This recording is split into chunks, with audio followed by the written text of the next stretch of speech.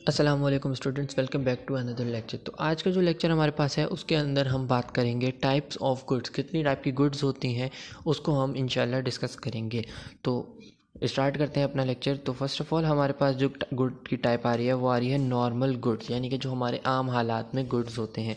इसके अंदर लोगों का बिहेवियर किस तरीके का होता है कि अगर हमारी प्राइस ऑफ गुड बढ़ जाती है, प्राइस ऑफ गुड हमारे पास इंक्रीज़ होती है, तो हम अपनी डिमांड को कम कर देते हैं। पहले अगर आप 10 रुपये किलो आटा ले रहे थे, तो अब आटा जो है वो 15 रुपये का हो गया।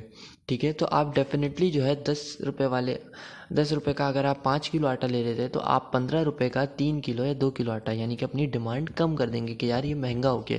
ठीक है, ये डेली लाइफ में भी हम करते हैं, तो आप इसको रियल लाइफ के अंदर अपना जो है किसी भी एग्जाम्पल के अंदर फिट कर सकते हैं। उसके बाद अगर हम एम को देखें तो एम कहलाता है हमारा यहाँ पर इनकम के लिए जो है एम हमारे पास स्टैंड करता है। ठीक है, तो इनकम अगर हमारे पास इंक्रीज़ होगी तो जो है हम अपनी डिमांड को इंक्रीज़ कर देंगे। पहले आप 100 रुपये कमा रहे थे, तो आप जो है 10 किलो आटा कंज्यूम कर सकते थे। ठीक है, अब आपकी जो है इनकम इंक्रीज़ हो गई, तो जो है आप अब 15 किलो आटा इंक्रीज़ कर सकते हैं अगर आपकी इनकम 150 रुपये हो गई है। ठीक है, तो आपकी इनकम इंक्रीज़ हुई 50 रुपये से, तो आपका आटा भी कंजप्शन भी इंक्रीज़ हो गई। इसी का जो है बिल्कुल रिवर्स होता है। प्राइस अगर कम होगी हमारी, तो हमारी क्वांटिटी डिमांड बढ़ जाएगी। अगर कोई 10 रुपये की चीज़ 5 रुपये में मिलेगी, तो हम एक की जगह वो दो ले लेंगे। ठीक है, उसके बाद जो है हमारे पास ये होता है कि इनकम कम हो गई, 100 रुपये मिल रहे थे, उसके बाद आपको 50 रुपये मिल गए, आपको जो है डिग्रेड यानी कि आपकी सैलरी कम कर दी गई। तो क्या होगा कि आप अपनी डिमांड, पहले आप 100 रुपये का 10 किलो आटा ले रहे थे, अब आप 100 रुपये 50 रुपये में 5 किलो आटा ही ले सकते हैं। ठीक है, उसके बाद अगर हम नीचे आ जाएं तो हमारे पास आते हैं गिफिन गुड्स। अच्छा, गिफिन गुड्स का जो हिसाब किताब होता है वो उल्टा होता है बिल्कुल। कैसे उल्टा होता है?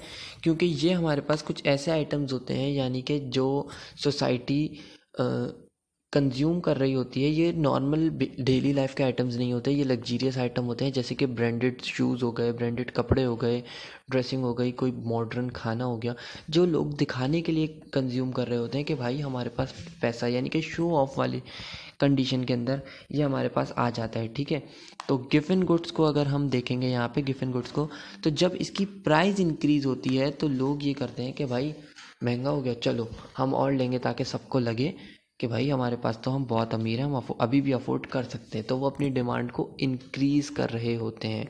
ठीक है, वो अपनी डिमांड को साथ साथ इंक्रीज़ कर रहे होते हैं। आप भी कोई ना कोई एग्जाम्पल अपनी तरफ से भी बना सकते हैं जो कि इसके अंदर फिट हो।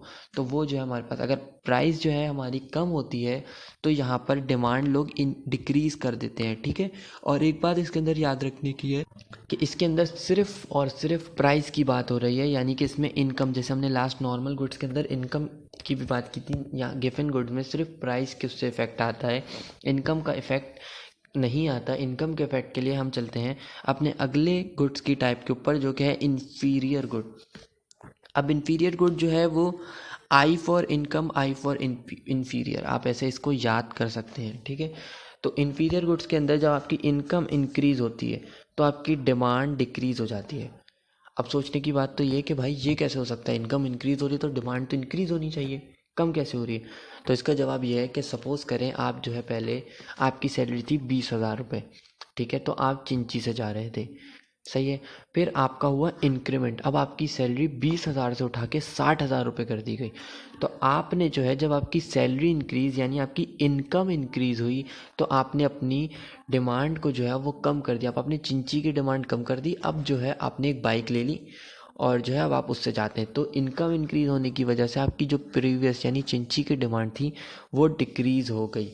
ठीक है, इसी का उलट भी हो सकता है कि भाई पहले आप इनकम आपकी ज़्यादा थी, आप जो है गाड़ी से जाते थे, अब आपकी इनकम 1 लाख रुपए थी, आप गाड़ी से जाते थे, अब आपकी इनकम जो है कम हो गई, 50,000 रुपये हो गई, तो अब आप गाड़ी अफोर्ड नहीं कर सकते, उसका पेट्रोल कंजप्शन बहुत ज़्यादा है, तो आप बाइक पर आ गए। ठीक है, तो आपने बाइक की डिमांड को इंक्रीज़ कर दिया, सही है। इस तरीके से जो है इसको हम देख सकते हैं। उसके बाद हमारे पास आ जाते हैं सब्सटीट्यूट गुड्स। सब्सटीट्यूट का वर्ड ही ऑल्टरनेट के लिए इस्तेमाल होता है, यानी किसी का जो है कॉम्पिटिटर या किसी का उसी का जो है कॉम्पिटिटर जो होता है, यानी कि ये नहीं तो वो उसका जो है कमी पूरी कर सकता है। सही है।